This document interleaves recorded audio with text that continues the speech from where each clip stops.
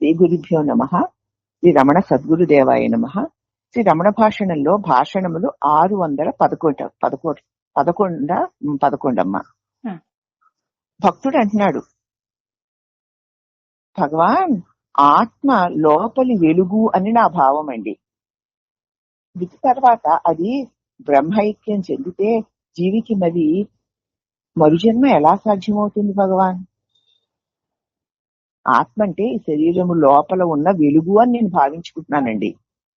ఈ శరీరం మరణించిందనుకోండి, ఆ తర్వాత ఈ లోపల ఉన్న వెలుగు పరబ్రహ్మంలో ఐక్యం అయిపోతే జీవికి మళ్ళీ మరజన్మ కలుగుతుందా? సాధ్యం కాదు కదా అన్నాడు. అప్పుడు మహర్షి అన్నారు, ఆత్మ లోపలి వెలుగు అంటున్నావు కదూ, ఎవరి లోపలిది, ఎవరి మృతి అన్నారు. అప్పుడు భక్తుడు, అట్లయితే నా ప్రశ్నను మరో విధంగా అడుగుతాను అన్నాడు. అప్పుడు మహర్షి అన్న తర్కం కట్టిపెట్టి సమాధానం ఏమిటో చూడు అన్నారు. మరి ఎలాగా అన్నాడు భక్తుడు. ఎలాగా అంటే, నువ్వు దేహంతో తాదాత్మ్యం చెందడం వల్ల కదూ ఇవన్నీ కుండలో ఉన్న ఆకాశాన్ని చూసి ఆకాశము కుండలో ఉంది, కుండంతే ఉంది అన్నట్లు కనపడుతుంది. అవునా? కుండ పగిలిపోతే కుండలో ఉన్న ఆకాశం మహాకాశంలో కలిసిపోయింది. మరి మళ్ళీ ఇంకొక దేహం ఎలా వస్తుంది అన్నట్టు ఆయన అడిగాడు అనమాట. ఎవరి లోపలిది, ఎవరి మృతి అని భగవాన్ అడిగారు. ఇంకో రకంగా అడగమంటారా అన్నాడు. ఏ రకంగా అడిగా తర్క వితర్కాలు వదిలిపెట్టేయి. అసలు సమాధానం ఏమిటి? ఎవరిది అని అడుగుతున్నాను కదా. నాది అంటూ చూడు నువ్వెవరు. ఎలాగండి అంటే, నువ్వు దేహంతో తాదాత్మ్యం చెందడం వల్ల ఆత్మకి లోపల వెలుగుంది అంటున్నావు. ఆ ఆత్మనే లోపలి వెలుగు అంటున్నావు. అంటే దేహంలో వెలుగు ఉందనా నీ అర్థం? కొంచెం ఆలోచించు. ఏ ప్రశ్ననైనా దేహం అడగగలరా చెప్పు? ఎందుకంటే అది జడం కదా. అది నేనని అనలేదే. నేను అని అనేది మరేదో కదూ.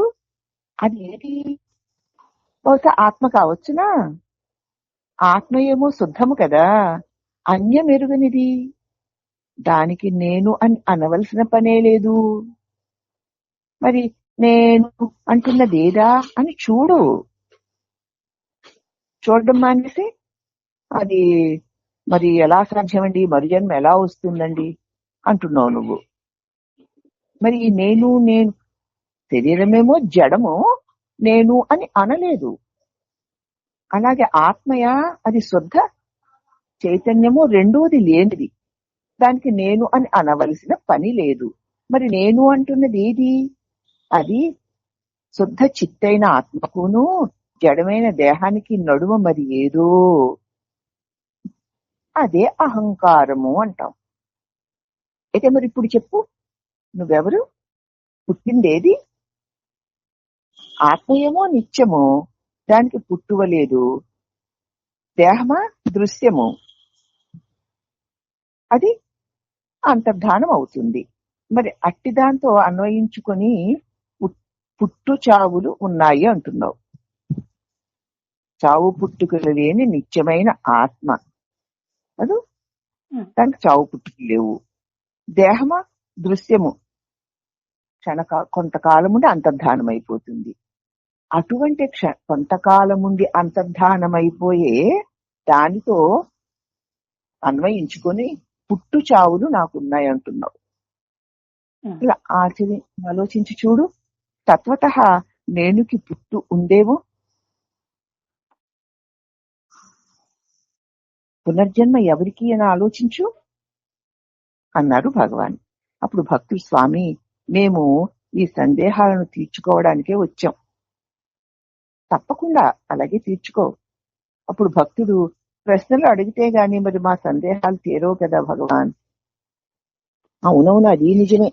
ప్రశ్నించడానికి ఎవ్వరూ అడ్డు చెప్పరు ఇక్కడ.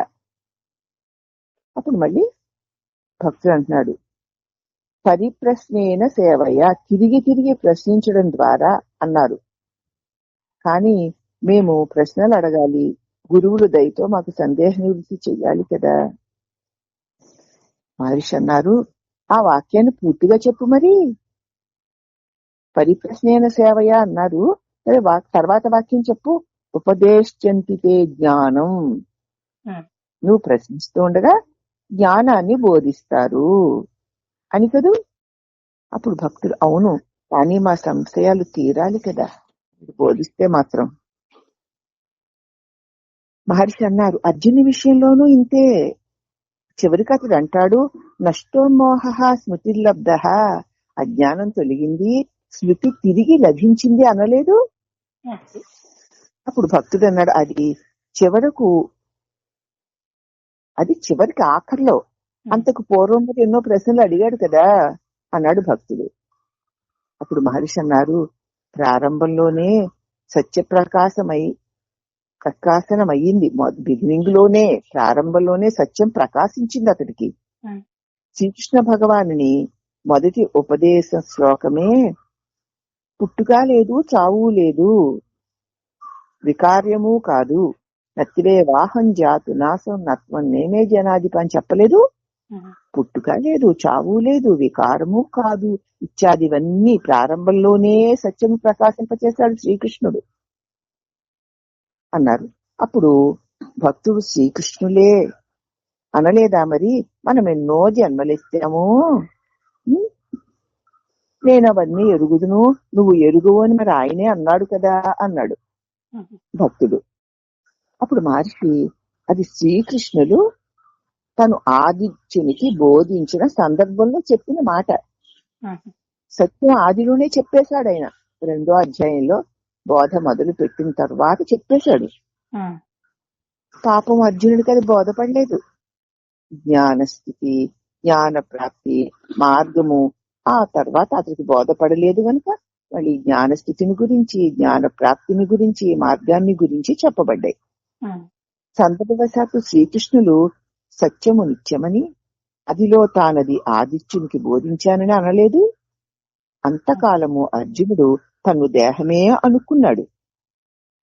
ఎదుట ఉన్న కృష్ణుడు శరీరమే అని భావించి, అందుకే అన్నాడు, అదెలాగయ్యా, నువ్వు దేవకికి జన్మించిన కొద్ది ఏండ్లకి కదా పుట్టి, నువ్వు దేవకికి పుట్టి కొన్ని ఏండ్లే కదా అయ్యింది, మరి సృష్టాదిలో ఉన్నటువంటి ఆదిత్యుడికి నువ్వు సత్యాన్ని బోధించడం ఎట్లా పొసుగుతుంది అని. ఆ తర్వాత అర్జునుని ధోరణిలోనే వీడిలా ఉన్నాడు కదా అని అతని ప్రశ్నలకు శ్రీకృష్ణుల వారు సమాధానాలు ఇచ్చారు. మనకెన్నో జన్మాంతరాలు ఉన్నాయి, కాని అన్నింటినీ నేను ఎరుగుదును, నువ్వెరగవు అని అన్నాడు భగవాన్. అప్పుడు భక్తుడు, మరి మాకు కూడా సత్యం తెలియాలి కదా అర్జునుడిలాగా అన్నాడు. మహర్షి అన్నారు, సత్యమేదో నీకు తెలుపబడింది, అర్జునుడికి ముందే చెప్పాడు కృష్ణుడు. అలాగే నీకు సత్యమేదో తెలుపబడింది. అనేక రకాల బోధల ద్వారా ఎవరికి అని ప్రశ్నిస్తే నాకు అని జవాబు వస్తే నేనెవరని ప్రశ్నించి నిలువు, అదే నీ స్వరూపమని చెప్పబడలేదు. కానీ మార్గము కూడా నిర్దేశింపబడింది కదా, నీవెవరో చూడు, మొత్తం ఉపదేశం అదే కదూ, కొత్తగా నీకు ఉపదేశం చేసేదేముంది అన్నాడు భగవాన్. కాబట్టి కొత్తగా ఏదో ఉపదేశం చెయ్యాలని ఆ ఉపదేశాన్ని పరిప్రశ్నలు వేసి వేసి మా ప్రశ్నలన్నీ తీర్చుకున్న తరువాత మీరు చెప్పిన బోధ వల్ల మేము మా స్వరూపాన్ని పొందగలము అనేటువంటి అజ్ఞాన భావన, బోధ జరిగినా నీ స్వరూపాన్ని నీకు గురువు అందించినా నీవు ఆయన చెప్పినట్టు చెయ్యకపోవడం వల్ల కలుగుతున్న ప్రమాదం ఇది. కాబట్టి ఇప్పుడు కృష్ణుడు ఎప్పుడు బోధ చేయలేదు, వాడు ఏడ్చి మొత్తుకుని అన్ని చేసి నువ్వు గురువు అయ్యా, నేను శిష్యుణ్ణి, నీకు నేను శరణ పొందాను అన్నా కానీ చెప్పాడు. ఏడవకూడడానికి ఏడుస్తున్నావు కదా, చచ్చిపోయిన వాళ్ళ కోసం చావబోయే వాళ్ళు ఏడవడం లాగా ఎంత హాస్యాస్పదమో అలా ఉంది. నువ్వు నేను ఈ సృష్టిలో ఉన్న అన్ని కూడా సదా ఉండు ఆ సద్వస్తువేను, ఇవి అలాగ వచ్చి వెళ్ళిపోతూ ఉంటాయి, ఇది తప్పదు, అనివార్యం, ఇవి పుట్టిందల్లా చస్తుందయ్యా, అది దేహాలు పుడతాయి, దేహాలు చస్తాయి, దీనిలో ఉన్న దేహివైన నువ్వు గాని వారు గాని చావులేని వారు, నువ్వు నేను లేకపోవడం అన్నది లేదు, ఎప్పుడూ ఉన్నావు. అయితే ఏ దేహం వస్తే ఆ దేహమే నేను అనుకుంటూ ఉండడం చేత నీవు దాన్ని తెలుసుకోలేకపోతున్నావు. నేను ఎన్ని దేహాలు వచ్చి వెళ్ళినా సదా ఉన్నవాడనే ఉండడం వల్ల అన్నిటినీ నేను తెలుసుకోగలుగుతున్నాను. అంతే నీకు నాకు తేడా. అప్పుడు నువ్వున్నావు, ఇప్పుడు నువ్వున్నావు, నేను ఉన్నాను. నన్ను నేను ఎరుగుదును, నిన్ను నువ్వు దేహమని ఎరుగుదువు గనుక దుఃఖిస్తున్నావు. ఇంతకంటే బోధ ఏం చెప్తాడు? అయినా వాడికి అర్థం కాక అనేక ప్రశ్నలు వేస్తుంటే అన్నిటినీ చెప్పి చెప్పి చెప్పి ఆఖరికి అతడు సత్యాన్ని గ్రహించి నష్టో మోహ స్థితి లబ్ధ, నా మోహం పోయింది, నా నిజస్వరూప శృతి కలిగింది, గురుదేవా నేను మీకు శరణాగతుడినై ఉన్నాను అన్న స్థితికి అతడి మానసిక స్థితి అజ్ఞానాన్ని తొలగిపోగా స్వరూపమందు సుస్థిరుడు కావడానికి ఆ పరమాత్మ అయిన స్వరూపములకు శరణాగతి పొందాడు. మనం కూడా ఎన్నోసార్లు భగవాన్ బిగినింగ్ నుంచే చెప్తూ వచ్చారు. ఎవరు ప్రశ్నేసినా ఎవరికి నాకు ఎవరో చూడు నేనెవరో చూడు అయిపోయింది. అక్కడే ఉపదేశం, ఇక్కడే బోధ అయిపోయింది. అక్కడ నువ్వు నిలిచి చూడలేక ఉండలేక అనేక శాస్త్రాలు విషయాల్లో తిరిగి అనేక విధాల విషయ సేకరణలు చేసుకొని వాటిలన్నిటినీ ప్రశ్నించి దానివల్ల ఏదో పొందుతుందనుకుని శాంతిలో పడి అన్నిటికీ సారమైన మొట్టమొదటి మాటే ఉపదేశంగా ఉండగా ఆ ఉపదేశాన్ని మరచి ఇగో ఇవన్నీ అడుగుతుంది. కాబట్టి ఈ అడిగే నువ్వెవరు? నిన్ను నువ్వు చూసుకో. ఆ సత్యమేదో నీకు చెప్పబడింది కదా, మార్గము కూడా నిర్దేశింపబడింది కనుక నీవెవరో చూడు. మొత్తం ఉపదేశమంతా ఇదే ఇంతకంటే ఏ వేద శాస్త్రాలు వెతికినా, ఎటువంటి గ్రంథాలు వెతికినా, ఏ స్వాముల దగ్గరికి వెళ్లి ఏ కార్పు సాధనలు చేసినా అందరూ పొందవలసింది ఇదే అంతిమ సత్యాన్ని. అసలు బిగినింగ్ లోనే ఉన్నదే సత్యం, దానికి ఆది అంతాలు లేవు. అట్టి దివ్య తత్వస్థైన నిన్ను నీకు పరిచయం చేసి అందించి నీ అజ్ఞానాన్ని తొలగించిన అమృతమూర్తులు అఖండ పరిపూర్ణ సదానంద పరబ్రహ్మ స్వరూపుడైనటువంటి శ్రీ రమణేశ్వర్లకు అనేక వందనములు. హరి ఓం నమః.